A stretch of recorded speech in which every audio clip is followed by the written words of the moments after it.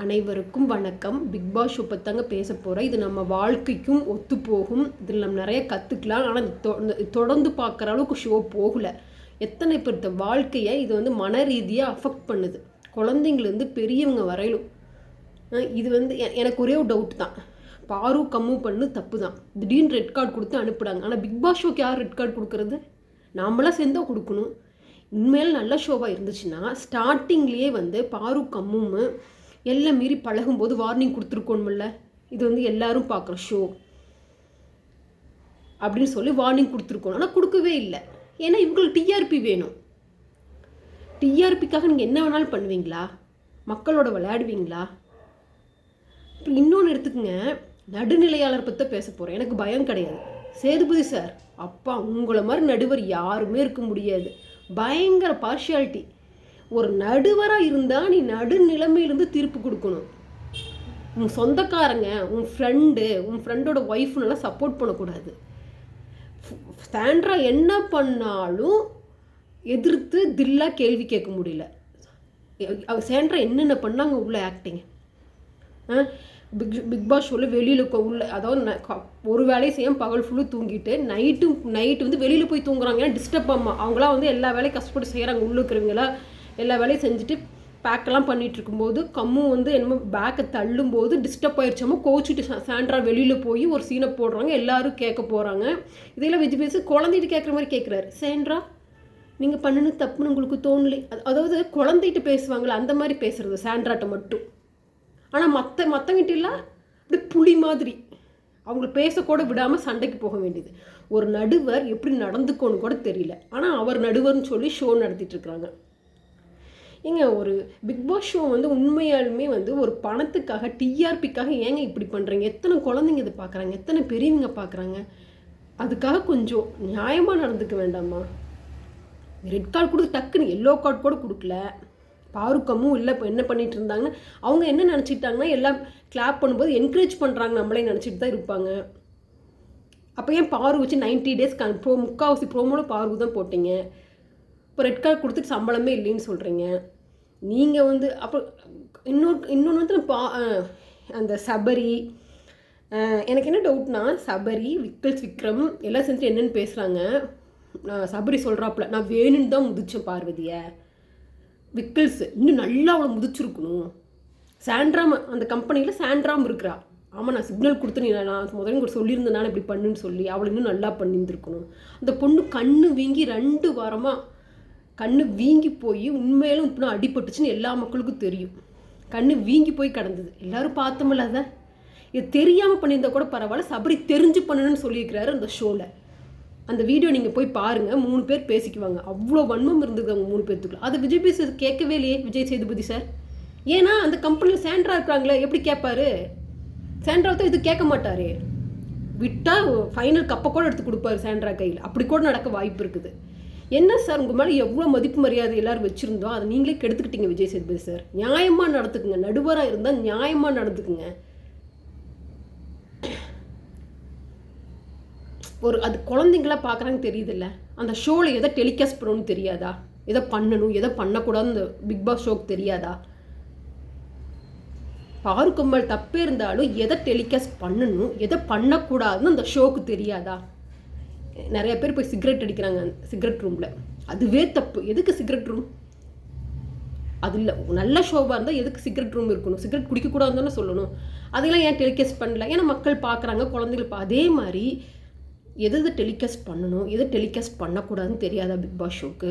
ஒரு வார்னிங் முதலே ஆரம்பத்துலேயே கொடுத்துருந்தா பாரும் கம்மும் எல்லாம் மாரி பழகியிருக்க மாட்டாங்க. மொத்தம்லாம் எதுக்கு கொடுத்துக்கிறாங்க? கொடுக்க மாட்டாங்க. ஏன்னா அவங்களுக்கு தெரியும், ஓகே நம்ம ஒரு வார்னிங் கொடுத்துருந்தா அவங்க அலர்ட் ஆகிருப்பாங்க. அதுவும் கொடுக்கல. இது எப்படி இருக்குது தெரியுமா? ஒரு கொலகாரம் கொலை பண்ண போகிறான். அப்படி நல்லா பண்ணு குத்து, நல்லா பண்ணு அப்படின்னு சொல்லிட்டு கொலை பண்ணி முடிச்சோடனே, நீ கொலை பண்ணிட்ட, வெளியில் போ வீட்டை விட்டு அப்படின்னு சொல்கிற மாதிரி இருக்குது. என்கரேஜ் பண்ணினதே பிக் பாஸ் ஷோ தான்.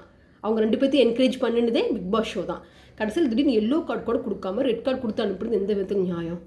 அப்படி நீ கரெக்டாக அப்படின்னா பார்வதி போட்டு முதிச்சு கண்ணு வீங்கி அந்த பிள்ளை 3 வாரமாக கண்ணு வீங்கி போய் தான் இருந்துச்சு. அதுக்கு என்ன? இதே ஒரு கேள்வி கேட்கட்டுமா? இதுவே சாண்ட்ரா பிடிச்சி பார்வதி தள்ளி இருந்தாங்கன்னா ஒன்றுமே கேட்டிருக்க மாட்டார் விஜய். அப்படியே விட்டுருப்பாங்க. அதை அப்படியே ஸ்கிப் பண்ணி விட்டுருப்பாங்க. பெரிய இஷ்யூ ஆக்கியிருக்க மாட்டாங்க. எனக்கு இன்னொரு டவுட்டு, அந்த இடத்துல சாண்ட்ராக்கு பேனிக் அட்டாக் வந்தது கூட ஓகே, அட்டாக் வந்துருக்கு, திடீர்னு கார்லேருந்து தள்ளி விட்டனால தப்பு தான் பார்வதி மேலே, தள்ளியிருக்கக்கூடாது. சரி, அந்த இடத்துல பேனிக் அட்டாக் வந்தது கூட நம்பலாம். அதுவும் உண்மையாக பொய்யான்னு தெரியல. ஆனால் மறுபடி கம்மு வந்து தண்ணி குடிக்கிறக்கோ எதுக்கோ போகும்போது சாண்ட்ரா பார்த்துட்டு கத்துவா. இதெல்லாம் 3 வயசு குழந்தைக்கு கூட தெரியும் சாண்ட்ரா நடிக்கிறாங்க அப்படின்னு. விஜய் சேதுபதி சொல்கிறாரு, மறுபடியும் பேனிக் அட்டாக் வந்துச்சா சாண்ட்ரா? இதெல்லாம் எப்படி இருக்குது? ஒரு குழந்தைக்கு பேசுகிற மாதிரி பேசுகிறாரு சாண்ட்ரா கிட்ட. ஒரு நடுவராக இருந்தீங்களா? இதே மற்றவங்கிட்ட நீங்கள் எப்படி பேசுகிறீங்க? சாண்ட்ராட்டு நீங்கள் எப்படி பேசுகிறீங்க?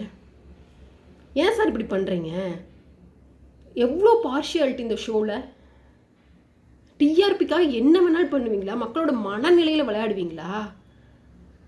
கேட்குறேன். மக்கள் எத்தனை குழந்தைங்க அதை பார்க்குது, எத்தனை பேர் பார்க்குறாங்க. அதை பார்த்துட்டு கேமுக்காக என்ன கேம்னா அதுவும் ஒழுங்காக சண்டை அந்த மாதிரி கேம் தான் வைக்கிறாங்க.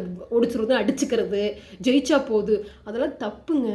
ஒரு ஷோ நடந்தால் அது அதாவது டிஆர்பிக்காக என்ன வேணாலும் பண்ணக்கூடாது. ஒரு கேம் வச்சா கூட அது நியாயமாக நடந்துக்கணும். எப்படி அடித்து கொண்டு மேலே வரலாம், அதெல்லாம் வேண்டாங்க. குழந்தைங்களுக்கு என்ன தோணும், ஓகே நம்ம முன்னேறக்கு எவனை வேணால் அடிக்கலாங்கிற எவ்வளோ பெரிய குழந்தைகளை அஃபெக்ட் பண்ணுது. அது நியாயமான ஆரி எடுத்துக்கலாம், பெஸ்ட்டுங்க. பிக் பாஸ் ஷோலையே உண்மையான நேர்மையான ஒரு ஆரி எடுத்துக்கலாம். அவர் மாதிரி இருக்கணும். அதெல்லாம் ரொம்ப கஷ்டம். இப்போ குழந்தைகளுக்கு நம்ம என்ன சொல்லி கொடுக்கணும்? கண்ணு, நீ படித்து முன்னேறு, மற்றவங்களுக்கு முடிஞ்ச உதவி செய்ய, ஆனால் மற்றவங்களை தள்ளி விட்டு நீ வரோன்னு நினைக்காத. அதுதாங்க நியாயம். ஒருத்தனை முதிச்சு கொண்டுட்டு நான் முன்னுக்கு வந்தால் நல்லாவாங்க இருக்கும். நம்ம வாழ்க்கை பாதிக்காதது அது என்ன? பிக் பாஸ் ஷோவில் அதான் சொல்கிறாங்க, நீ முன்னேறக்கு எவனை வேணால் அடிச்சு கொள்ளலாம், எவனை வேணால் தள்ளுடலாம். போட்டின்னு வந்துட்டு போட்டு அடிச்சுக்கிறாங்க, உதச்சிக்கிறாங்க. என்னப்பா என்ன நடக்குது இந்த ஷோவில்? மக்களுக்கே தெரியாமல் அது பதியும் இல்லை. அவங்க வாழ்க்கையை இது பாதிக்காது, குழந்தைங்க வாழ்க்கையை இது பாதிக்காது. ஒரு ஷோ நடத்துனா அது மக்களுக்கு நன்மையாக கொண்டு வாங்க. கெஞ்சி கேட்குறேன். ஒரு ஷோ நீங்கள் பண்ணிங்கன்னா அது நல்ல விஷயத்தை கொடுங்க. கண்டிப்பாக கடவுள் உங்களை ஆசீர்வதிப்பார். கண்டிப்பாக நல்லது செஞ்சால் நன்மை தான் நடக்கும். ஆனால் டிஆர்பி வரணும், பணம் வரணும்னு சொல்லிட்டு என்ன வேணாலும் பண்ணாதீங்க. மக்கள் வாழ்க்கையில் விளையாடாதீங்க. என்னப்பா உங்களுக்கு நீங்கள் கமெண்ட் பண்ணுங்கள். இதில் கூட சில பேர் வந்து உங்களுக்கு என்ன தோணுது கமெண்ட் பண்ணுங்கள். எனக்குள்ள குழந்தைங்க பார்க்கும்போதே கொஞ்சம் பயமாக இருக்குது. அடிச்சுக்கிறாங்க விளையாட்டில். ஒரு எல்லை மீறி போகக்கூடாதுல்ல. அதுதானே ஒரு நல்ல கருத்து கொண்டு வர்றது. இப்போ இன்னொன்று என்னமோ சொல்லான்ட்டு மறந்துட்டேன். என்ன அப்படின்னா, மக்கள் இந்த சொல்கிற தப்பு சொல்ல, அந்த பொண்ணு வெளியில் வரும்போது எல்லோரும் குதிக்கிறாங்க, அந்த இளைஞர்கள்லாம் குதிக்கிறாங்க. ரெட் கார்டு கொடுத்தோன்னே உங்களுக்கு என்னப்பா அவ்வளோ? நான் சீரியஸாக கேட்க, அந்த பொண்ணு மேலே தப்பு தான், காரை விட்டு தள்ளி விட்டு தப்பு தான், நான் இல்லைன்னு சொல்லவே இல்லை. அவங்கள்ட்ட வெளியில் வரும்போது அவ்வளோ சந்தோஷப்படுற அளவுக்கு உங்களுக்கு என்னப்பா அப்படி குதிக்கிறீங்களே? அதாவது உங்கள் வாழ்க்கை இந்த பொண்ணுக்கு எடுத்தாளா? இல்லையே. அவங்க 2 லவ் பண்ணிக்கிறாங்க, லவ்வர்ஸ்குள்ளே சண்டை வந்திருக்குது, மறுபடியும் சேர்ந்துக்கிறாங்க, மறுபடியும் பிரிஞ்சு. அது மனுஷனாக பிறந்தா ப்ளஸ்ஸும் இருக்கும் மைனஸும் இருக்கும். 100% யாரும் உத்தமம் கிடையாது. ஓகேவா? நீங்களே இருந்தாலும் உங்ககிட்ட உட்காந்து யோசிச்சு பார்த்தீங்கன்னா உங்ககிட்ட ப்ளஸ்ஸும் இருக்கும் மைனஸும் இருக்கும். உள்ளே இருக்கிறவங்களாம் தியாகிகள் கிடையாது. இப்போ உள்ளே இருக்கிறாங்கல்ல அவங்களாம் தியாகிகள் கிடையாது. வெளியே வந்தீங்களா கெட்டவங்களும் கிடையாது. ஒரு மனுஷ வாழ்க்கையில் நம்ம நல்லதும் பண்ணியிருப்போம், நமக்கே தெரியாமல் கெட்டதும் பண்ணியிருப்போம். தெரிஞ்சு பண்ணுறது தான், அதாவது தெரிஞ்சு கெட்டது பண்ணக்கூடாது. தெரியாமல் பண்ணியிருந்தால் மாற்றிக்கலாம். எல்லோரும் அவ்வளோ சந்தோஷப்படுறீங்க, அதே மக்கள் தான் இப்போ பாருக்கு சப்போர்ட் பண்ணுறீங்க. நான் என்ன சொல்ல வரேன்னா, எக்ஸைட் ஆகாதீங்க. அதாவது ஒருத்தர் ரொம்ப கொண்டாடுறது, தலையில் வச்சு கொண்டாடுறது, இல்லைன்னா அவங்கள தள்ளி விட்டு காலில் போட்டு மிதிக்கிறது வேண்டாங்க. நாம் யாருங்க மற்றவங்கள ஜட்ஜ் பண்ணுறதுக்கு? எல்லோரும் மனுஷங்க தானுங்க. ஒன்றா ரொம்ப பொதுவாக ஒருத்தர் தலையில் தூக்கி வச்சு ஆடுறது, இல்லைன்னா ஒருத்தர் ரொம்ப கீழே மட்டம் தட்டி தள்ளுறது. மக்கள் இன்னுமா மெச்சூரிட்டி இல்லாமல் இருக்காங்க. எனக்கு புரியல. நான் என்ன சொல்ல வரேன்னா, இது ஒரு ஷோ. இதை நம்ம வாழ்க்கைக்குள்ளே எடுத்துகிட்டு போக வேண்டாம். ஒருத்தர் ரொம்ப தலையில் தூக்கி வச்சு ஆடுறது வேண்டாம். ஒருத்தர் தெரியாமல் மிஸ்டேக் பண்ணால் கூட அவங்களை தள்ளி அவங்கள மட்டம் தட்டி சந்தோஷம், எல்லோரும் அப்படி சந்தோஷப்படி குதிச்சிங்களே. எனக்கு அந்த பாருக்கம்மும் எலிமினேட் ஆகும். அவங்க மனசுக்குள்ளே எவ்வளோ கஷ்டப்பட்டுருப்பாங்க. நம்ம என்னடா அப்படி தப்பு பண்ணிட்டோன்னு தெரியாமல் முடிச்சிருக்க மாட்டாங்க. எல்லோ கார்டு கூட கொடுக்கல, திடீர்னு ரெட் கார்டுன்னு சொன்னே உங்களுக்கு அவங்க அப்போவே பேனிக் ஆகிருப்பாங்க. இப்போ அவள் சாண்ட்ரா மாதிரி நடிக்க தெரியல.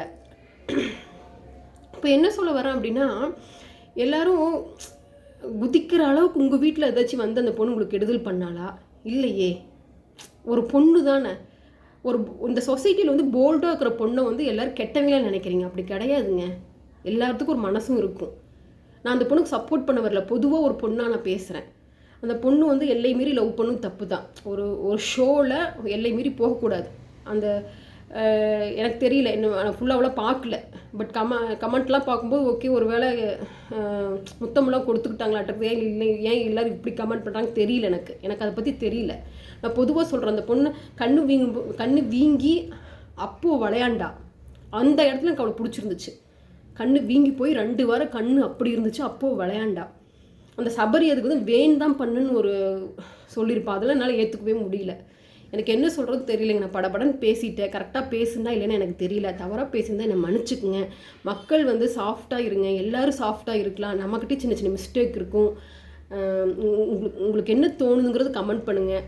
குழந்தைகளை நல்லபடியாக வளர்க்கலாம், நல்லது சொல்லித்தரலாம். அதுக்கப்புறம் ஆண்டவன் பார்த்துக்குவோம். அவ்வளோதாங்க. நன்றி, வணக்கம்.